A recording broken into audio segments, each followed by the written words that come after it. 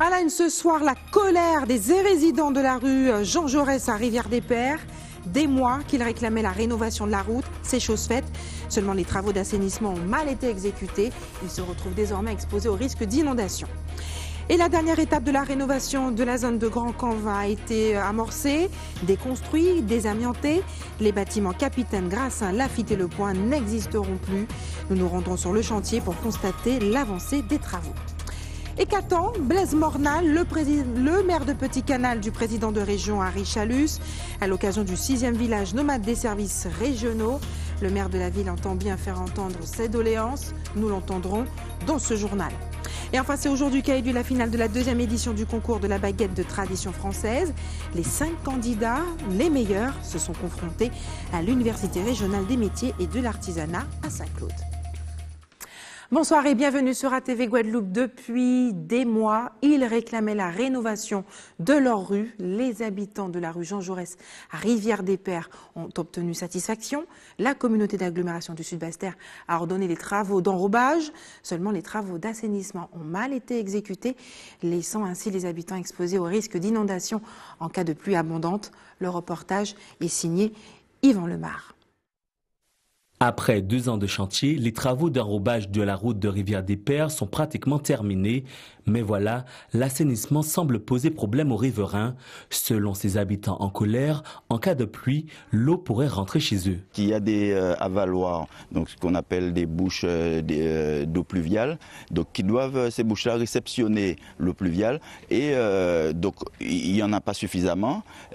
Ensuite, là où la maison de ma mère se trouve, donc elle est pleine dans le virage, donc l'eau qui descend de là, les palmistes, donc va entrer forcément directement chez ma mère et ensuite dans les autres maisons qui se trouvent à la suite. Donc ils doivent nous trouver une solution. Autre problème signalé, l'absence d'accès pour les personnes à mobilité réduite. Plusieurs demandes ont été faites sans succès. À chaque chantier, je demande qu'on baisse. À chaque chantier, chaque entreprise qui vient, qui me dit c'est pas moi, c'est l'autre, c'est l'autre, c'est l'autre, je vais vers l'autre, c'est pas l'autre, on ne trouve pas à qui s'adresser pour baisser ça. Ils ont commencé à casser là, ils ont laissé comme ça, ils n'ont pas fini. C'est ça qui me... Et puis il y a l'eau aussi, nous prenons de l'eau. Moi je suis du côté de haut, mais moi je prends de l'eau aussi. Et je plains et mes voisines aussi qui sont en face aussi. Durant la matinée, des agents de la communauté du Grand Sud Caraïbe sont venus à la rencontre des habitants. Ils ont promis de trouver une solution rapide à ces problèmes. Et l'étape finale de la rénovation urbaine de la zone de Grand Camp aux Abîmes est amorcée. Les bâtiments Capitaine, Grassin, Laffitte et Le Point seront d'abord déconstruits avant d'être désamiantés et enfin démolis d'ici le mois de septembre. Visite de chantier avec Yvan Lemar. Les 7 bâtiments des immeubles Capitaine de Grand Camp seront déconstruits et désamiantés. Ces travaux se dérouleront en 3 groupes de chantier selon un calendrier précis. Chaque bâtiment sera traité en 3 phases. Phase 1, la déconstruction et le curage du bâtiment. Les portes, les fenêtres, les sanitaires et tout autre élément sont retirés pour ne laisser que la structure béton. Phase 2, le confinement. Un échafaudage et des bâches de protection sont installées et les parties à traiter sont identifiées. Un système de dépression et des appareils de mesure sont alors mis en place. Des tests d'étanchéité sont effectués. Une fois validés, les appareils de ponçage et de retrait d'amiante sont installés. Phase 3, le désamiantage. Le système de dépression avec réseau secouru est activé. L'amiante présente dans la structure, inoffensive jusqu'à présent, est poncée et retirée. Le système de dépression actif permet de contenir les poussières d'amiante dangereuses pour la santé dans la zone confinée. Durant cette phase, 30 ouvriers sont dédiés au travail de désamiantage avec des vacations de 2 heures, 3 fois par jour. L'air est contrôlé avant, pendant et après le chantier pour s'assurer qu'aucune fibre n'a été libérée à l'extérieur du confinement. À la fin de cette 3e phase, des analyses sont menées. Après validation, le confinement est retiré. Au total, 300 à 400 000 tonnes de déchets seront retirés pour plus de 60 000 mètres carrés de matériaux amiante à traiter. Les démolitions par grignotage des premiers bâtiments sont prévues en septembre 2018. Et qu'attend Blaise Mornal du président de la région Guadeloupe? Le maire de Petit Canal espère bien, en tout cas, présenter les projets qui mériteraient un financement de l'exécutif régional à l'occasion du 6e village nomade des services régionaux qui seront décentralisés dans la commune ce samedi. Il a présenté ses doléances à Anne-Elisabeth Artsen. On regarde son reportage. Après la délégation départementale, c'est au tour de celle de la région de prendre ses quartiers le temps d'une journée à Petit Canal dans le cadre du village nomade des services régionaux. Les projets que nous allons présenter au président Chalus vont porter en grande partie sur le développement économique de Petit Canal et de la région Nord-Grande-Terre. Et cela passe donc par un projet d'envergure dans le bourg de Petit Canal qui est le développement du port de pêche sur le bourg. Et nous savons que la région a des projets aussi de bus de mer, la réalisation de trottoirs aussi, mise aux normes des trottoirs en matière d'accessibilité sur les routes nationales. Donc c'est la compétence de la région, donc on va voir qu'est-ce qui peut être possible. Nous avons eu déjà une visite du président de région qui était passé pour constater les travaux qui avaient commencé. Et donc samedi, on va développer avec plus de précision la vision de développement que nous avons pour le territoire. Bien que déjà satisfaits par la nouvelle politique d'aménagement de leur ville, certains habitants espèrent également plus de dynamisme économique. Beaucoup plus de commerce, donc pour avoir une activité économique beaucoup plus développée.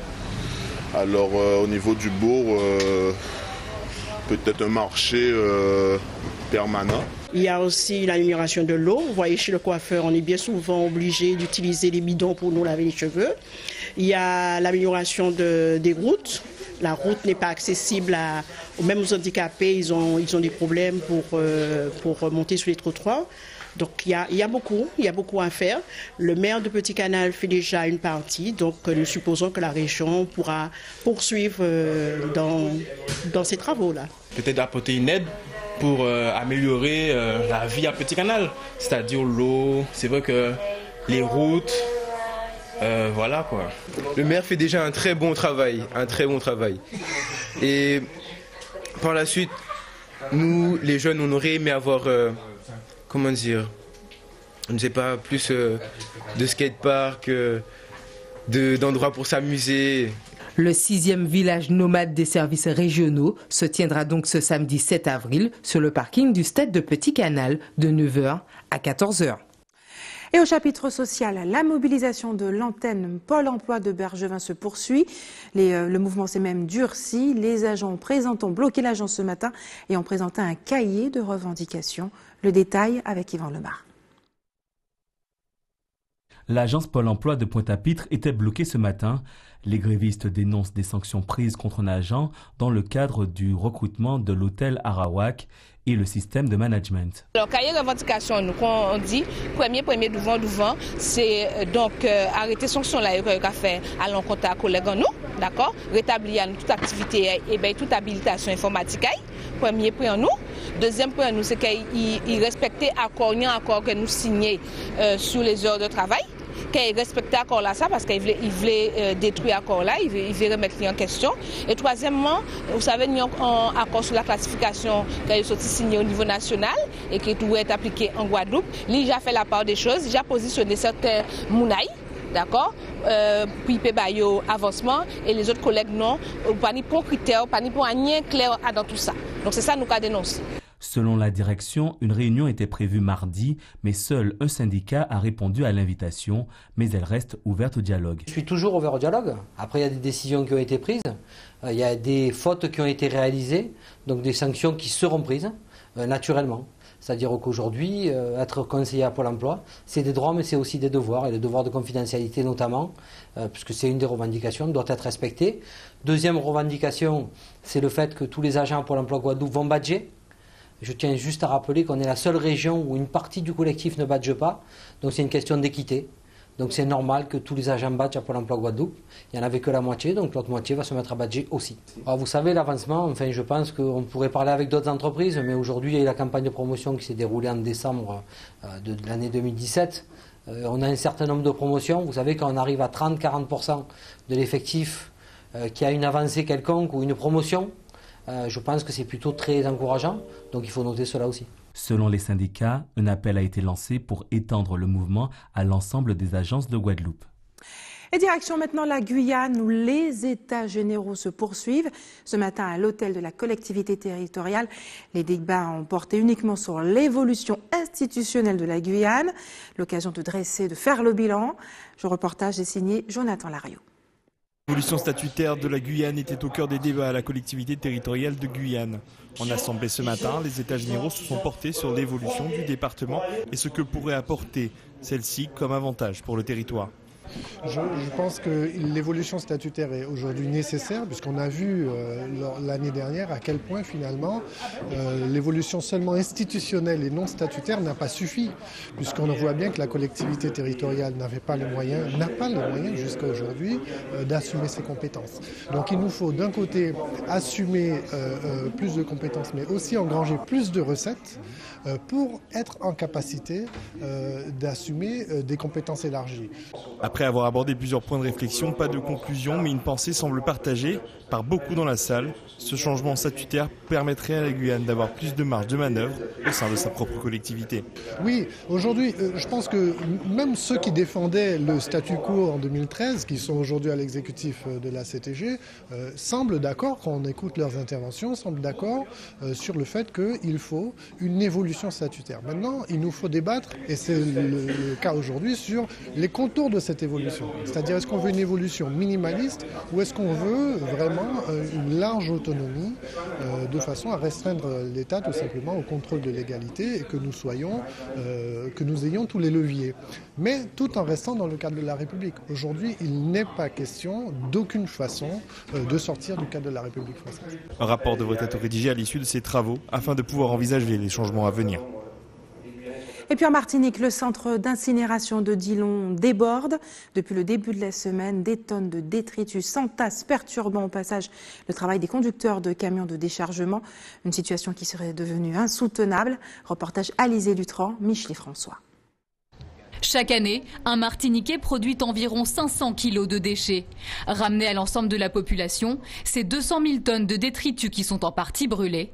Mais aujourd'hui, après 2 semaines de maintenance obligatoire, l'incinérateur de Dillon est engorgé. 700 tonnes de déchets ménagers en trop macèrent à l'air libre. Un calvaire pour Félix et d'autres conducteurs de camions poubelles lorsqu'ils viennent décharger leur benne. Les ordures qui sont là, ils n'ont pas le droit de mettre ça à le sol. Ça, c'est interdit. Vous vous rendez compte, ça, c'est une bombe qui est là. Une bombe à retardement. Vous vous rendez compte quand vous entrez dans ça, c'est infesté de microbes, de bactéries, de tout. Et on est confronté à ça tous les jours. Tous les jours. On a des plaques, on a des démangeaisons, on se gratte, on fait un peu de tout. 2 arrêts techniques annuels sont obligatoires au centre d'incinération de Dillon, où 14 tonnes de déchets par heure sont brûlées. L'incinérateur fonctionne en permanence à flux tendu. Le directeur du site se veut rassurant, la situation est temporaire. On a une capacité de stockage en fosse d'environ 1600 tonnes et on rajoute sur le quai à l'intérieur du bâtiment, on n'a pas le droit de stocker à l'extérieur, mais à l'intérieur du bâtiment, on rajoute jusqu'à 800 tonnes en stock. Les collecteurs ont raison, ce n'est pas des conditions idéales, c'est un mode dégradé lié à la sortie de nos arrêts techniques du mois de mars. On va avoir besoin de quelques jours pour résorber la situation et revenir à un quai plus normal à pratiquer. Depuis quelques jours, l'employeur de Félix a recours à un plan B, dérouter les chargements vers le centre d'incinération du Robert. Mais la solution ne convient pas aux chauffeurs. On perd au moins plus de 2 heures de temps. Le temps de faire le trajet aller, de revenir. En plus, on fait 2 rotations. Ce n'est pas une seule rotation. Donc, quand on part de chez nous, les gars qui sont du matin ou ceux qui sont de l'après-midi, ils font comment? Nous avons une vie de famille aussi. Il faut penser à tout ça. De son côté, le directeur de la Seine assure limiter les impacts sur les plannings de ses employés. Nous cherchons à mettre en place l'ordre du convoyage, c'est-à-dire que nous mettons en place Pour ce qui est par exemple, ce qui est d'hier, nous avons mis en place 3 personnes qui ont rapatrié hier soir vers 23h les véhicules vers l'usine, de sorte que les chauffeurs peuvent rentrer normalement. Donc nous avons aussi demandé à nos clients de nous permettre de partir un peu plus tôt pour éviter les embouteillages et faire en sorte aussi que les chauffeurs puissent rentrer à des heures raisonnables chez eux. Seul moyen d'éviter ce genre de situation est désengorger durablement les sites d'incinération, trier davantage. Objectif, réduire de 30% nos déchets ménagers pour passer sous la barre des 200 000 tonnes annuelles. Et au chapitre santé, les états généraux de la bioéthique s'organisent en Guadeloupe. L'objectif est de préparer une nouvelle loi début 2019 concernant la PMA. Parmi les autres thèmes qui seront abordés, la GPA, la gestation pour autrui, interdite en France. Sa légalisation n'est pas à l'ordre du jour du gouvernement Macron. Néanmoins, sa question demeure dans de nombreuses têtes. Qu'en pensez-vous? Êtes-vous favorable à cette mesure qui consiste à concevoir un enfant pour quelqu'un d'autre? Anne-Elisabeth vous a posé la question. On écoute vos commentaires. Je ne suis pas pour. Du tout, je ne suis pas pour.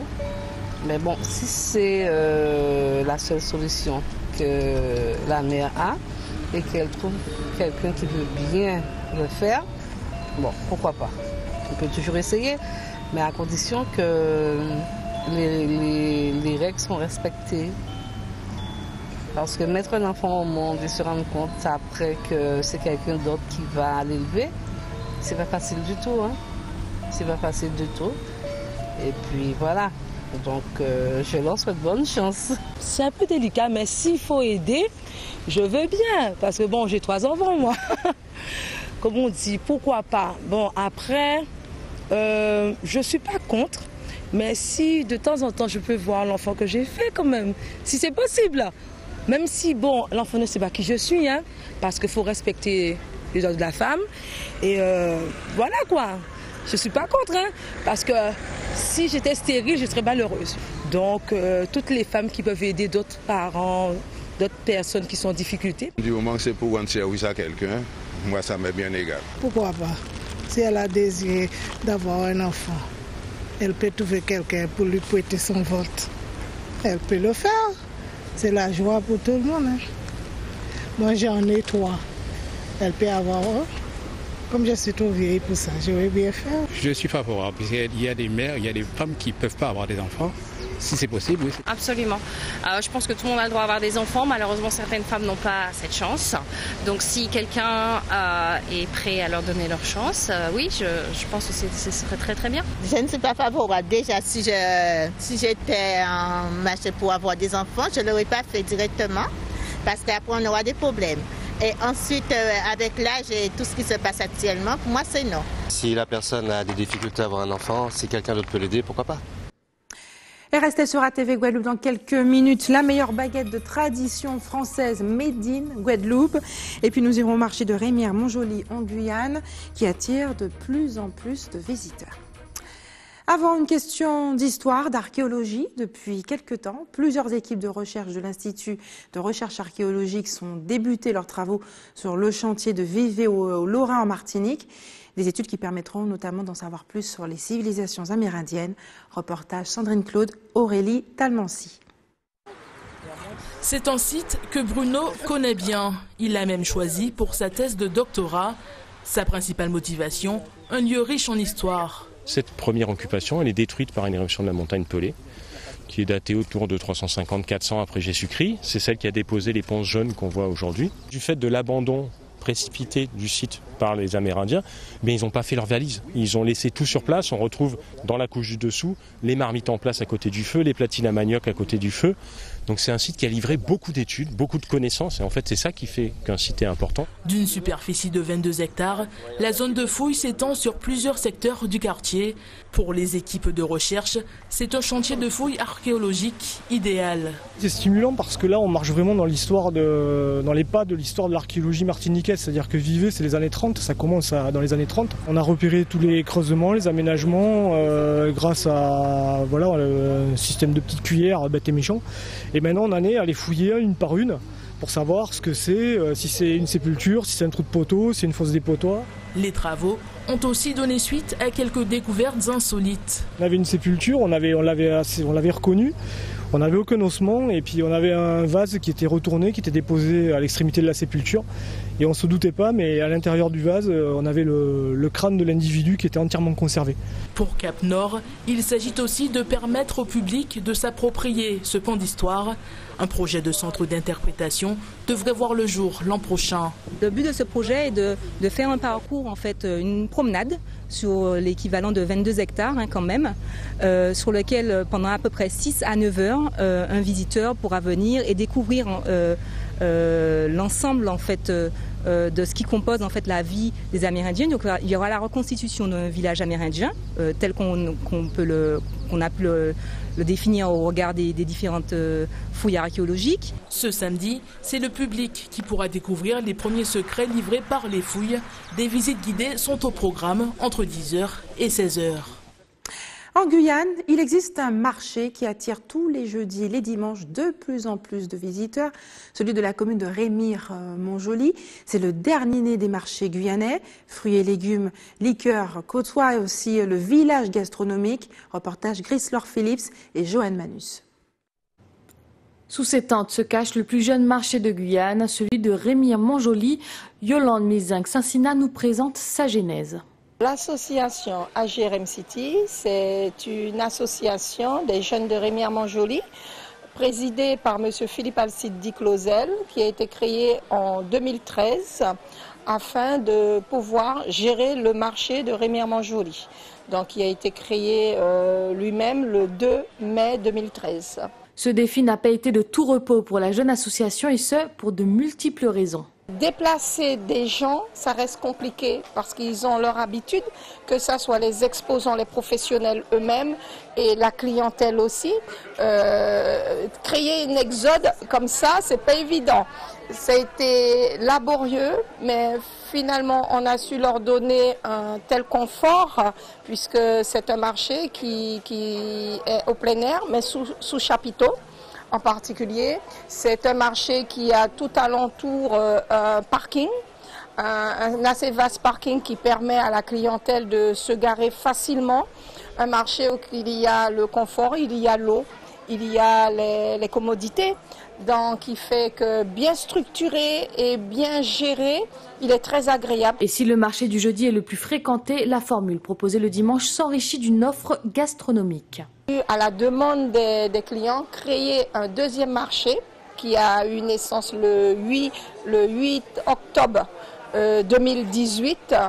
Le deuxième marché, un marché du dimanche, qui permet justement à toutes ces personnes qui ne peuvent pas profiter du marché du jeudi à venir flâner, passer un moment agréable puisque nous avons développé, pour lui donner une particularité à ce marché, nous avons développé un village gastronomique. Donc vous venez, il y a des tables et chaises partout, vous vous asseyez, vous mangez une bonne soupe créole, brésilien ou haïtien, même mangue. Et ensuite, vous pouvez aussi prendre votre repas et rentrer à la maison. Donc c'est vraiment très convivial. Un bien-être qui séduit de plus en plus de visiteurs, mais aussi les standistes qui font la force de cette animation. Ça se passe très bien pour moi, pour être un marché qui est propre. Il y a la place pour les gens garés. On peut venir tranquillement, on peut faire nous tout achat bien. Et puis c'est propre, c'est bien couvert. J'aime bien ça. Il y a beaucoup de clients qui viennent. Si tous mes produits, les gens connaissaient déjà. Donc il y a beaucoup de clients qui viennent pour acheter de l'huile de curcuma, de l'huile de massage. Il y a beaucoup de clients qui viennent acheter dans ma main. Je vends des légumes arrangés en base de fruits de Guyane et des légumes de la Belle Cabresse. Les organisateurs restent à la recherche d'artisans et d'agriculteurs afin de renforcer le rendez-vous du dimanche. Et puis ce samedi, parée de ses plus beaux atours, Tati Ambras sera à la salle Robert Loison du Moule pour présenter son nouveau spectacle baptisé Plaisir Contré. Elle est avec nous ce soir pour en parler. Tati Ambras, bonsoir. Bonsoir. Merci d'avoir accepté notre invitation. Je t'en prie. Ce soir, Plaisir Contré, qu'est-ce que c'est exactement? De quoi parle cette pièce, Tati Ambras? Eh bien, Plaisir Contré, qui veut dire c'est comme canari contré. Qui veut dire c'est un plaisir partagé. C'est-à-dire quand tu viens voir le spectacle, il faut venir dans une disposition. Ah oui, il faut venir dans une disposition que tu vas t'amuser, tu vas prendre du plaisir. Et en plus, carême Jaffine, les gens peuvent prendre un petit peu de plaisir quand même. Oui, bien sûr. Ah ben d'accord, nous sommes d'accord, oui. De quoi parle exactement la pièce? Eh bien, la pièce parle de la bêtise humaine. La bêtise humaine est en toile de fond. Enfin, toile de fond, grand mot. Là, on voit quand il grand mot comme ça, c'est la divinité qui descend dans les mains. Et donc, la pièce parle du plaisir et aussi de la connerie humaine. Et en toile de fond, il y a ce qu'on appelle, je parle aussi de ce qu'on appelle la compétence sociale, qui veut dire comment se mettre pour être en bonne relation avec l'autre. C'est une compétence, il faut savoir justement dialoguer avec l'autre, avec son collègue, communiquer. Voilà. C'est ce qui fait défaut, Guadeloupéen? Disons, oui, un petit peu, oui, on a un petit peu ce défaut-là, c'est-à-dire que des fois, on ne sait pas être dans la communication, dans le pardon, dans la tolérance. Et comment vous leur expliquez ça, alors? Je leur explique ça en leur présentant leurs conneries, voyons. Puisque, regarde, c'est pas puisque ce matin, parce que ça m'arrive de faire un petit peu de flébite. Je fais un petit peu de flébite, et ce matin, je suis allé chez mon docteur. Mon cher, quand sortir à docteur, là, quand on va leur bon moun, moi. Il quand voir quand sortir au docteur, ou à d'ancien malade, que vous devez voir quand sortir dans le cimetière, moi, quand il est mandé. C'est ça, les problèmes. On regarde tout de suite, justement, Tati Ambras, un extrait du spectacle qui sera présenté ce samedi à la salle Robert Loison. Avec plaisir. On regarde ensemble. Avec plaisir. Mais justement, Tati, c'est là que le vieux monsieur m'explique que c'est pas leur propre qui est son souci. Son souci, c'est qu'il ne sait même plus où il habite. Mais par contre, Tati, comment tu fais pour être en forme à cet âge-là? Je suis en forme parce que là, c'est la divinité qui descend. C'est la divinité en forme parce que c'est la divinité qui descend. Dieu est avec moi. Et parfois, il me fait des signes. Si l'autre soir, là, on a des rails et en ayant besoin urgent derrière aux toilettes, enlevé. Quand j'ai ouvert la porte, et la lumière s'est allumée toute seule. Et quand j'ai fini, j'ai fermé la porte, la lumière s'était toute seule. C'est bien pour une manifestation divine, n'est-ce pas? Mais non, on peut pas les mentir, Marie est déjà mort. Non, mentir là, non, c'est pas vrai là. Non, parce que Marie est déjà mort, beaucoup la mort de maladie. Marie a maman Tichal mort de maladie. Et vous savez, moi, il a du mal à marcher, à brûler. Du mal à brûler comme là. Non, parce que le monsieur est mort de maladie. Et pendant sa maladie, il avait pris tellement d'anti-inflammatoires. Tati Ambras, vous avez avec un jeune sur la scène, vous êtes dans la transmission aussi? Disons, oui, c'est important de faire en sorte que des petits jeunes puissent prendre du plaisir sur la scène, parce que la scène, c'est quelque chose de familier, et donc c'est important, et donc, par conséquent, moi, j'ai invité Mr. Stan. C'est un comique des réseaux sociaux qui est venu me donner quelques répliques dans les spectacles. C'est important. Ça explique comme toi, tu vois, tu es une belle petite jeunesse. C'est bien. Oui, je sens ça. Tu es un passager voyageur dans ton cœur, ça se voit. Tu as beaucoup de fleurs sous ta robe, c'est bien. Il faut faire attention pour que les robes ne puissent pas se faner, par contre. Merci Tati Ambras. Est-ce qu'il reste des places encore pour ce samedi à la salle Robert Loison? Et puis le samedi d'après, ce sera aussi aux Abîmes, une autre salle? À Weneli, oui. Tout ce que je peux dire aux gens, c'est de porter un petit peu de manœuvre. Parce que les places, ça part vite, alors portez manœuvre. Et le spectacle, c'est samedi 7 à Robert Loison au Moule à 20h. Et l'autre samedi, le 14, à la salle René Elie aux Abîmes. Et c'est toujours à 20h. Merci Tati Ambras d'avoir accepté de répondre à nos questions ce soir. Est-ce que vous aimez manger votre salade avec du pain? Ah oui, le pain, c'est important. Ah oui, même si on dit des fois pain, c'est peine. Mais le pain, c'est quand même, c'est la paix. Ah oui, le pain, c'est la paix. Donc moi, il faut consommer de la paix pour avoir de la paix. Aujourd'hui, il y a certains qui ont consommé beaucoup de pain, de paix. C'était la deuxième finale, la deuxième édition du concours de la baguette de tradition française, Made in Guadeloupe. Les 5 candidats se sont confrontés à l'Université régionale des métiers de l'artisanat à Saint-Claude. On regarde le reportage d'Anne-Elisabeth Arsène, de Moïse Dexter et de Patrick Curie. C'est bien. 40 baguettes à réaliser en 6 heures, c'est le défi de ces boulangers en lice pour le concours de la meilleure baguette de tradition française. 5 coups de lame, une croûte bien dorée, une régularité sur la baguette, la qualité de la baguette et une certaine longueur de 50 cm. On va la toucher. Cette baguette, sous une petite pression de la main, elle doit craquer. Après lui, on va faire appel à l'odorat. On dit que le pain ne se sent pas, mais pour nous professionnels, pour que la baguette puisse nous raconter son histoire, on va la couper et non seulement de la sentir, mais on va presser légèrement le pain de manière à faire remonter les saveurs. Pour ces candidats, ce concours est un véritable challenge et une occasion de montrer leur savoir-faire. J'ai participé au concours de la meilleure baguette tradition française. C'était déjà pour connaître mon niveau par rapport à mes collègues. Parce qu'il ne faut pas oublier, nous sommes dans une compétition, mais c'est quand même des collègues. La préparation, je l'ai faite hier. J'ai préparé une pâte en différé, ça veut dire je fais ma pâte mercredi. Et aujourd'hui, j'ai divisé et façonné.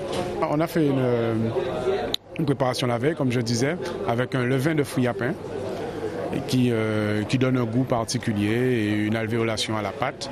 La pousse est très très lente, ce qui permet au pain de développer tous ses arômes et toutes ses saveurs. Pour le nouveau président de la Chambre de métier, ce concours est une bonne opportunité de faire connaître la baguette guadeloupéenne au national. Vous savez, il y a quand même 5 candidats, tout le monde est là, tout le monde est en poste. Donc ils sont en train de façonner, de cuire. Donc le concours se déroule dans de très très bonnes conditions. Le matériel est adéquat. Donc je pense qu'il n'y a pas mieux pour pouvoir représenter la meilleure baguette de Guadeloupe dans de bonnes conditions. 5 candidats en compétition de cette 2e édition de la baguette tradition française pour un sélectionné qui nous représentera au concours national en mai prochain. Et c'est l'heure des informations pratiques qui vous faciliteront la vie. Sachez que demain, les coupures sont prévues chez vous à Capesterre de Belleau et aux Saintes. Demain soir dès 18h avec un retour à la normale le lendemain à 6h. L'équipe de l'établissement français du sang sera demain à Lasfaux, Bergevin, Pointe-à-Pitre toute la matinée. Et enfin, si vous avez des informations à nous communiquer, n'hésitez pas à nous appeler au 71 2 fois. Voilà, c'est la fin de notre édition locale et régionale. Avant de se quitter, je vous rappelle les principaux titres qui ont rythmé cette journée de jeudi 5 avril. Nous l'avons vu ce soir, la colère des résidents de la rue Jean Jaurès à Rivière-des-Pères. Depuis des mois, ils réclamaient la rénovation de leur rue. C'est chose faite. Seulement, les travaux d'assainissement ont mal été exécutés, ce qui les expose désormais à des risques d'inondation en cas de pluie abondante. Et la dernière étape de la rénovation de la zone de Grand Camp va bientôt commencer. Déconstruits, désamiantés, les bâtiments Capitaine, Grassin, Lafitte et Le Point n'existeront plus normalement d'ici le mois de septembre. Nous nous sommes rendus sur le chantier pour constater l'avancée des travaux. Et puis, qu'attend le maire de Petit Canal d'Ari-Jalus, le président de région, à l'occasion du 6e village nomade des services régionaux qui aura lieu ce samedi à Petit Canal. Les habitants ainsi que le maire nous ont fait part de leur doléance.